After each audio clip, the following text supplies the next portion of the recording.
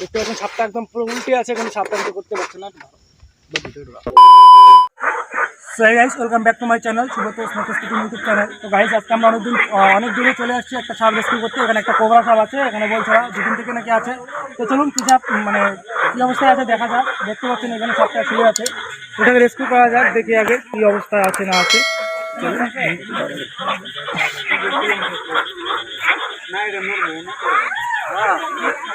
ব্যথা পেয়েছে ব্যথা পেয়েছে না না কিচ্ছু না।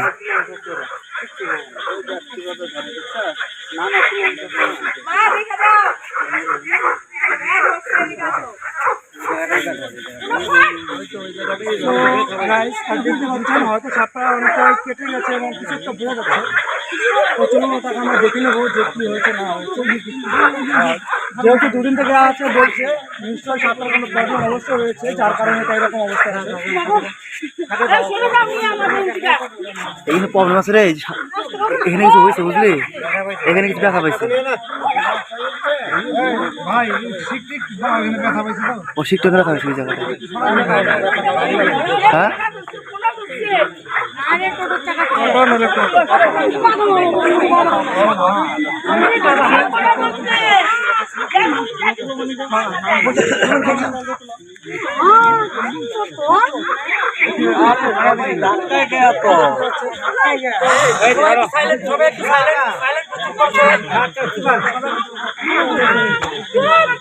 তো এই সাপটাকে কিন্তু ইংলিশে ইন্ডিয়ান স্প্যাকটিক্যাল কোবরা বলা হয়, আর এর বাংলা নাম গোখরো, অনেকে একে গোমা নামে চেনে, অনেক জায়গায় খরিশ বলে, দুধে খরিশ বলে। এটা কিন্তু খুবই বিষাক্ত একটা সাপ, মানে হাইলি ভেনোমাস। একটা নিউরোটক্সিন বিষ পাওয়া যায় এর মধ্যে। আর সাপ কিন্তু যেই বস্তুটা নড়ে সেই বস্তুটাই ফলো করে। যখন এখন কিন্তু চুপচাপ আছে, আমি এখানে দাঁড়িয়ে চুপচাপ, কিন্তু যখন আমি এটা নড়বো তখন কিন্তু ও মাথাটা তুলে নেবে।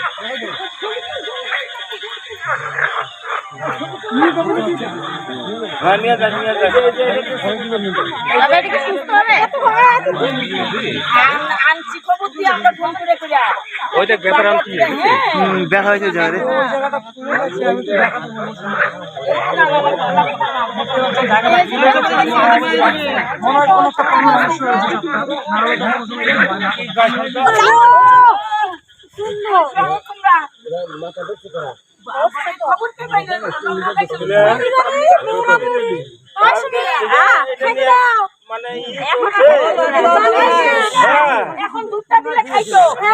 দুধ খায় না, আরেকটা কথা, দুধ খায় না, সাপ কিন্তু কখনো দুধ খায় না।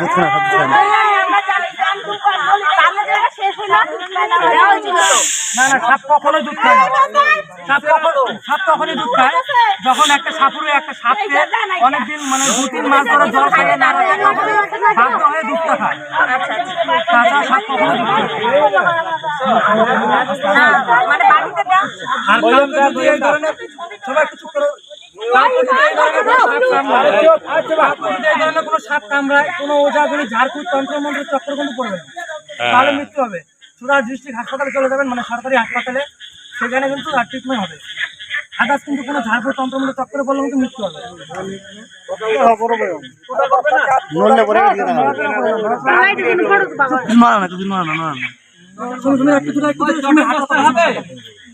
তো ফ্রেন্ডস, পিছনে যে আপনারা চিহ্নটা দেখতে পাচ্ছেন, এটা কিন্তু শুধুমাত্র স্প্যাকটিক্যাল কোবরার মধ্যে থাকে। এর জন্য কিন্তু একে স্প্যাকটিক্যাল কোবরা বলা হয়, মানে পিছনে একটা চশমার মতো চিহ্ন আছে, যার কারণে স্প্যাকটিক্যাল বলা হয়। আর বাংলায় একে গোখরো বলা হয় এর কারণে, কারণ ওর চিহ্নটা অনেকটা গরুর খুরের মতো, মানে গরু যেখানে পা দেয় এরকম একটা সাপ হয়।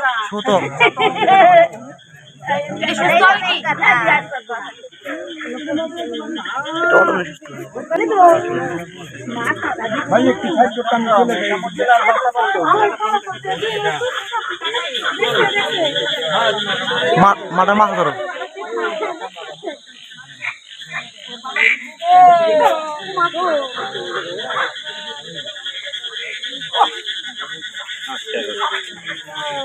মুখের মধ্যে ধরলে শক্তি শেষ, আর কোনো ভয় নেই।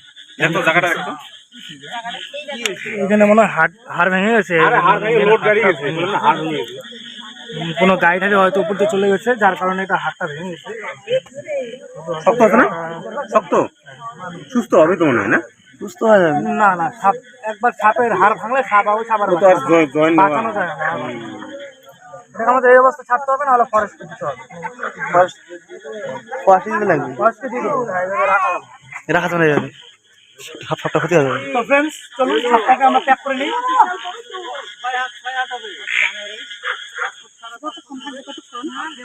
না অত বড় এটা ফরেস্ট দিতে লাগবে, বুঝছো?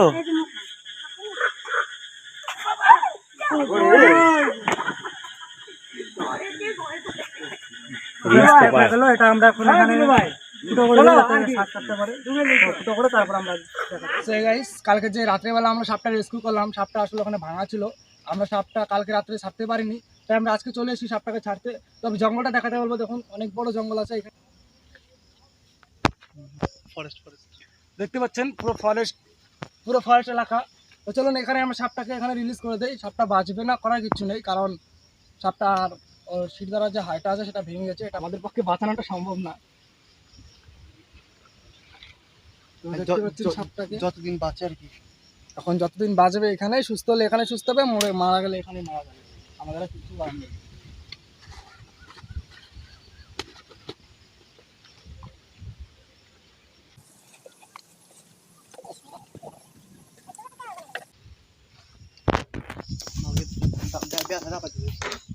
দেখতে পাচ্ছেন সাপটা একদম পুরো উল্টে আছে, কিন্তু সাপটা কিছু করতে পারছে না। তো আমরা চেষ্টা করব সাপটাকে যথাযথ সোজা করে দেওয়ার জন্য, সাপটা পরবর্তীতে এরকমভাবে থাকলে অন্য অসুবিধা হয়ে যাবে ওর।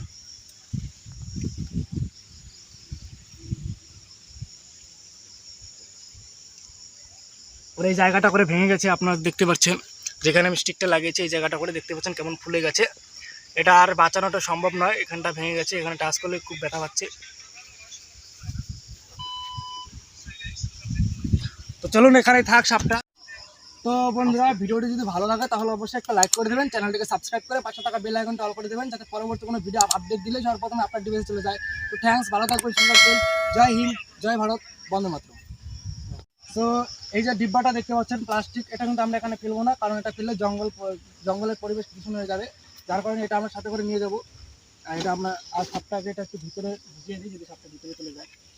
আর নড়তে তো পারছেই না, চলতে পারবেও না, যেভাবে রেখে দেবো সেইভাবেই থাকবে।